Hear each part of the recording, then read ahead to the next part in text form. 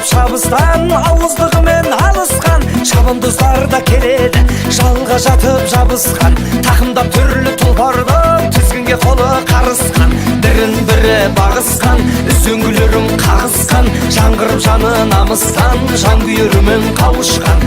Арғыма қаттан бар ма, айналма жолды тауысқан, қиқулаңдар қалың жұрт, қуат алсын тұлпарлар, айқайлаған дауыстан. Айда, айда, айда, айда бала, айда бала атыңды.